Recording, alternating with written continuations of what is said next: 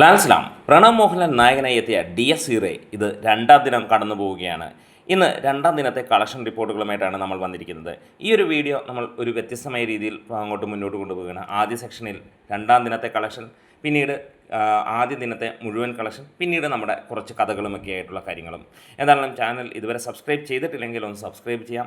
പക്ഷേ നിങ്ങളുടെ ഏറ്റവും വിലയേറിയ ആ ഒരു ലൈക്കും ഷെയറും ഹൈപ്പുമൊക്കെയാണ് നമ്മൾ ഏറ്റവും ആവശ്യപ്പെടുന്നത്. അപ്പോൾ തുടങ്ങാം നമുക്ക്. ഇവിടെ 1507ഓളം ഷോകളാണ് ഈ ഒരു രണ്ടാം ദിവസം സിനിമയുടേതായി ട്രാക്ക് ചെയ്യപ്പെട്ടിരിക്കുന്നത്. 2,80,000 ടിക്കറ്റുകൾ ഇതിനോടകം സിനിമയുടേതായി വിറ്റുപോയിരിക്കുന്നു. 65% സിനിമയുടെ രാത്രി 10 മണി വരെയുള്ള ഓക്യുപ്പൻസിയായി നമുക്ക് കാണാൻ കഴിയുന്നത്. അത് ഒരു പക്ഷേ 70-ന് മുകളിലേക്ക് പോകും രാത്രി 12 മണിക്ക് മുമ്പായി എന്നുള്ളതും നമ്മൾ പ്രതീക്ഷിക്കുകയാണ്. എന്താണെങ്കിലും 4,60,00,000 രൂപ ഇപ്പോൾ തന്നെ സിനിമയുടെ ട്രാക്കിംഗ് കളക്ഷൻ കടന്നിരിക്കുകയാണ്. അതായത് ഇന്നലത്തെ വെച്ച് നോക്കുമ്പോൾ 1,20,00,000 രൂപ ട്രാക്കിങ്ങിലൂടെ തന്നെ കൂടുതലായി വന്നിരിക്കുന്നു. ഇന്നത്തെ ഫൈനൽ കളക്ഷനായിട്ട് നമ്മൾ പ്രതീക്ഷിക്കുന്നത് 4,90,00,000 രൂപ ആ റേഞ്ചിലേക്ക് വരുമെന്നുള്ളതാണ്. എന്താണെങ്കിലും ഇതിനോടകം തന്നെ ഗ്രോസായി സിനിമയുടെ വന്നിരിക്കുന്നത് 4,85,00,000 രൂപയോളം എന്നുള്ളതാണ് വിലയിരുത്തപ്പെടുന്നത്. എന്താണെങ്കിലും 5 കോടിക്ക് മുകളിലായിരിക്കും ശനിയാഴ്ചത്തെ കളക്ഷനായി വരാൻ പോകുന്നത്. മിന്നുന്ന പ്രകടനം തന്നെയാണ് സിനിമ കാഴ്ചവെക്കുന്നത്. സിനിമയ്ക്ക് വെള്ളിയാഴ്ചയും നമുക്ക് കാണാൻ കഴിഞ്ഞത് അതേപോലെ തന്നെയുള്ള ഒരു മികച്ച പ്രകടനമായിരുന്നു. പ്രത്യേകിച്ച് യാതൊരു ഹൈപ്പോ ഒരു സംഭവങ്ങളോ ഇല്ലാതെ തന്നെ ഒരു സിനിമ റിലീസ് ചെയ്ത് വിടുന്നു. നല്ല സിനിമ എന്നുള്ള പേര് നേടുന്നു, പിന്നെ ചരിത്രമാകുന്നു. ഇത് രാഹുൽ സദാശിവൻ്റെ പ്രത്യേകത തന്നെയാണ്. ഇന്നലെ വിറ്റുപോയത് 2,12,000 മുകളിലുള്ള ടിക്കറ്റുകളും 3,45,00,000 രൂപയുമായിരുന്നു ട്രാക്കിങ്ങിലൂടെ വന്നത്. ഇനി നമുക്ക് അടുത്ത സെഗ്മെൻറ്റിലേക്ക് കടക്കാം. അതായത് സിനിമയുടെ വേൾഡ് വൈഡ് ആയിട്ടുള്ള ആദ്യ ദിനത്തെ കളക്ഷൻ റിപ്പോർട്ടുകളിലേക്ക്. ഡയസീറയുടെ ആദ്യ ദിന കളക്ഷൻ റിപ്പോർട്ടുകളിലേക്ക് നോക്കാം. ആദ്യ ദിനം സിനിമ വേൾഡ് വൈഡായിട്ട് നേടിയിരിക്കുന്നത് റെക്കോർഡ് കളക്ഷൻ എന്നുള്ളത് തന്നെയാണ് ഇന്ന് സൂചിപ്പിക്കുന്നത്. പ്രമുഖ ട്രാക്കിംഗ് വെബ്സൈറ്റ് അല്ലെങ്കിൽ ട്രാക്കേഴ്സായ WTFിൽ നിന്ന് വന്ന കണക്കുകൾ പ്രകാരം ഡയസീറയുടെ ആദ്യ ദിനവും പ്ലസ് പ്രീമിയർ ഷോയുടെയും worldwide box office collection territory wise നോക്കുകയാണെങ്കിൽ കേരളത്തിൽ നിന്ന് 4,68,00,000 രൂപ നേടി. റെസ്റ്റ് ഓഫ് ഇന്ത്യയിൽ നിന്ന് 0.82 കോടിയാണ് നേടിയിരിക്കുന്നത്. അതായത് 1 കോടിക്ക് താഴെ എന്ന് തന്നെ പറയാം, 82,00,000 രൂപ. ഇന്ത്യ ടോട്ടലായിട്ട് വന്നത് 5,50,00,000 രൂപയാണ്. ഗൾഫ് രാജ്യങ്ങൾ GCCയിൽ നിന്ന് സിനിമ നേടിയത് $515K. അമേരിക്ക, കാനഡ, അതായത് USA-യും കാനഡയിൽ നിന്ന് സിനിമ നേടിയിരിക്കുന്നത് $85K. UK, അയർലാൻഡിൽ നിന്ന് സിനിമ നേടിയിരിക്കുന്നത് $48K. റെസ്റ്റ് ഓഫ് വേൾഡിൽ നിന്ന് $43K നേടിയപ്പോൾ ഓവർസീസിൽ നിന്ന് സിനിമ നേടിയത് $691K. അതായത് 6,13,00,000 രൂപയോളമാണ് സിനിമയ്ക്ക് നേടാൻ കഴിഞ്ഞത്.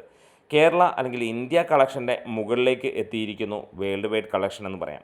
അത്രത്തോളം മികച്ച രീതിയിലാണ് സിനിമയുടെ കളക്ഷനായി പോകുന്നത്. ടോട്ടലായി വന്നിരിക്കുന്നത് 11,63,00,000 രൂപയോളമാണ്. ഇന്നലെ അല്ലെങ്കിൽ നേരത്തെയൊക്കെ നമ്മൾ പ്രതീക്ഷിക്കുന്നത് 10,30,00,000 രൂപ വരുമെന്നായിരുന്നെങ്കിൽ 1,30,00,000 രൂപ കൂടി അധികം വരുന്ന അല്ലെങ്കിൽ അത്രയും കൂടെ കളക്ട് ചെയ്യുന്ന ഒരു മാർജിനാണ് നമുക്ക് കാണാൻ കഴിഞ്ഞത്.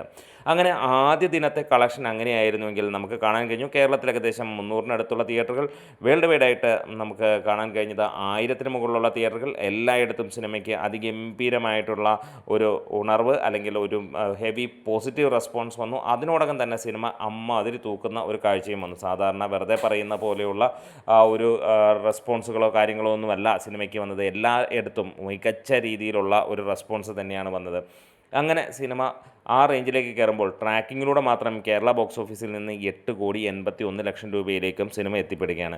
ഇന്ന് അതായത് ഈ ഒരു രണ്ടാം ദിനം ഞായറാഴ്ച കളക്ഷൻ വെച്ച് നോക്കുമ്പോൾ ഇന്നലത്തേനേക്കാളും കൂടുതലാണ് കേരള ബോക്സ് ഓഫീസിൽ നിന്ന് തന്നെ നമ്മൾ 5.5 കോടിയോളം ഇന്ന് പ്രതീക്ഷിക്കുകയാണ്. അതിനിടയിൽ ഇന്ത്യ കളക്ഷനായിട്ട് നമ്മൾ അതിന് ഇന്നലത്തെ വെച്ച് നോക്കുമ്പോൾ അതിൻ്റെ മുകളിലേക്ക് വരുമെന്നുള്ളതാണ്. ഏകദേശം 7.5-8 കോടിയോളം ഇന്ത്യ കളക്ഷൻ വരുമെന്നുള്ള പ്രതീക്ഷ തന്നെയാണ്.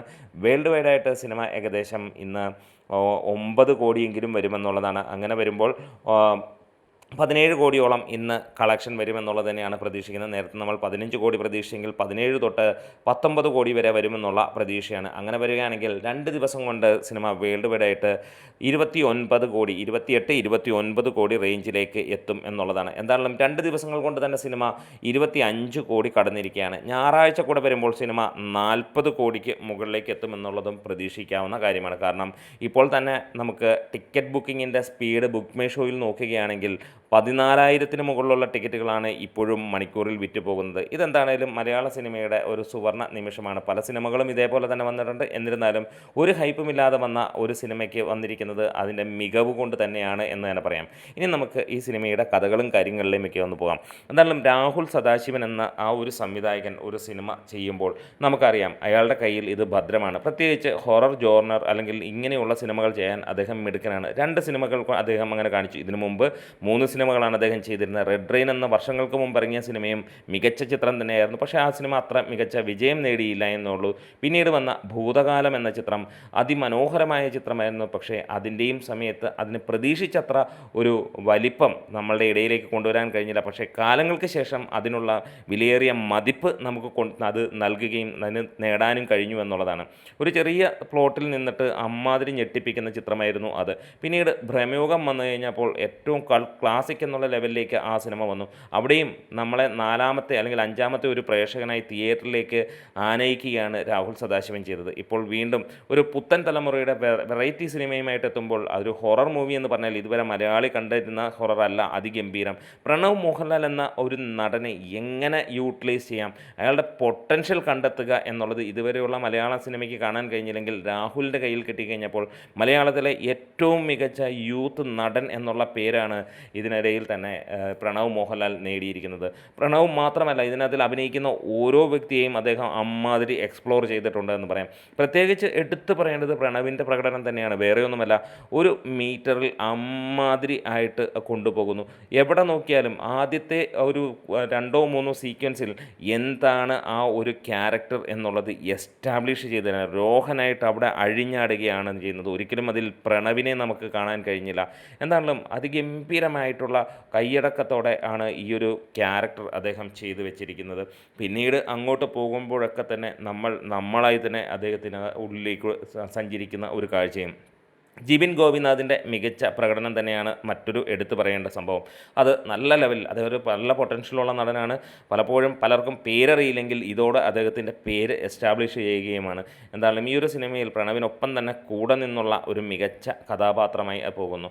ചെറിയ സീനുകളിലാണെങ്കിൽ അല്ലെങ്കിൽ 1-2 സീനുകൾ മാത്രമാണ് നായികയായി വന്നതെങ്കിൽ അതും ഗംഭീരമായിരുന്നു. ചില സീനുകൾ ഈ ഒരു സംവിധായകൻ്റെ കയ്യിൽ എത്രത്തോളം ഭദ്രമെന്നുള്ളത് നമുക്ക് ഭയങ്കരമായി തന്നെ, ഒരു മരണ സീനൊക്കെ കാണുമ്പോൾ തീർച്ചയായും നമുക്കറിയാം ഭ്രമയോഗത്തിലെ ആ ഒരു കൊടുമൺ പോറ്റി മരിച്ചു കിടക്കുന്ന സീൻ ഒരിക്കലും നമുക്ക് മറക്കാൻ കഴിയില്ല. ഞെട്ടിക്കുന്ന സംഭവമാണ്. ഇവിടെ ആ കിണറ്റിൽ വീണ് ഉള്ള ആ മരണം, അത് ഒരു സ്പോയിലറായിട്ടല്ല, തീർച്ചയായും നമുക്ക് ഇതിൻ്റെ സ്ക്രീനുകളിലുമൊക്കെ ഫസ്റ്റ് തന്നെ വന്ന കാര്യമാണ്. അതുകൊണ്ട് മാത്രമാണ് ആ ഒരു കാര്യം പറയുന്നത്. അപ്പം ആ ഒരു സീനുമൊക്കെ അമ്മാതിരി സംഭവമായിട്ട് തന്നെയാണ്. പിന്നീട് അങ്ങോട്ട് ഞെട്ടിപ്പിക്കുന്ന കാര്യങ്ങൾ തന്നെയാണ്. ഏറ്റവും ഗംഭീരമായിട്ട് ഭ്രമയോഗത്തിൽ തോന്നിയത് മഴ പെയ്യുമ്പോൾ നമ്മൾ ആ മഴയിൽ നനയുന്ന ഒരു ഫീല് തരുമെങ്കിൽ ഇതിൽ കാറ്റായി നമ്മളിലേക്ക് ഒരു തിയേറ്ററിലിരിക്കുമ്പോൾ ആ സിനിമയിൽ കാണുന്ന കാറ്റ് നമ്മളുടെ മേത്തേക്ക് വീശുന്നതും ആ ഒരു ഫീല് കിട്ടുന്നു. അങ്ങനെ ഒരു ഫീല് തരിക എന്ന് പറയുന്നത് ഒരു ഡയറക്ടറിൻ്റെ പൂർണ്ണമായിട്ടുള്ള കഴിവ് തന്നെയാണ്. ആ ടെക്നിക്കൽ ഡിപ്പാർട്ട്മെൻറ്റിൻ്റെ കഴിവാണ്. എന്തുകൊണ്ടാണേലും ഒരു അഴിഞ്ഞാട്ടം തന്നെയാണ് പ്രണവിൽ നിന്ന് നമുക്ക് ഇവിടെ കാണാൻ കഴിയുന്നത്. ഈ ഒരു നടന് ഇനിയും പറയുന്നത് ഇതുപോലെയല്ല, അതിഗംഭീരമായിട്ടൊരു റോൾ കൊടുക്കണം. പൂർണ്ണമായിട്ടും 100% ആക്ഷൻ ഓറിയൻറ്റഡ് ആയിട്ടുള്ള ഒരു സിനിമ കൊടുക്കുകയാണെങ്കിൽ മലയാളത്തിൽ ഇന്ന് വരെ ഒരു ആക്ഷൻ സിനിമ നമ്മൾ കണ്ടിട്ടില്ല എന്ന് പറയാം. ഒരു നടനും മലയാളത്തിൽ പൂർണ്ണമായി ഒരു നല്ല ആക്ഷൻ പടം ചെയ്യാൻ കഴിഞ്ഞില്ല. ഇത് പ്രണവിൻ്റെ കയ്യിൽ കൊടുത്താൽ അത് അമ്മാതിരി തീപ്പൊരിയാക്കുമെന്നുള്ളതിന് യാതൊരു സംശയവുമില്ല. പഴയ കാലങ്ങളിലൊക്കെ നമ്മൾ കണ്ട ഒരു ആക്ഷൻ അല്ല എന്ന് പറയാം. ഇവിടെ പ്രണവ് എന്ന നടൻ്റെ ആ ഒരു കാലിബർ നമുക്കറിയാം. അദ്ദേഹം ചെയ്തിരിക്കുന്ന അല്ലെങ്കിൽ ചെറിയ ഫൈറ്റുകളൊക്കെ നമ്മൾ കാണുമ്പോൾ അറിയാം അദ്ദേഹത്തിന് അങ്ങനെ ഒരു സീൻ കൊടുക്കുകയാണെങ്കിൽ ഞെട്ടിക്കുമെന്നുള്ളത്. അപ്പോൾ വീണ്ടും ഒരു അഭ്യർത്ഥന, ഇതിന് 1000 ലൈക്സാണ് നമ്മൾ പ്രതീക്ഷിക്കുന്നത്. സബ്സ്ക്രിപ്ഷനും കാര്യങ്ങളുമൊക്കെ നിങ്ങളുടെ ഇഷ്ടത്തിന്. വീഡിയോ ഇഷ്ടമായെങ്കിൽ സബ്സ്ക്രൈബ് ചെയ്യാം.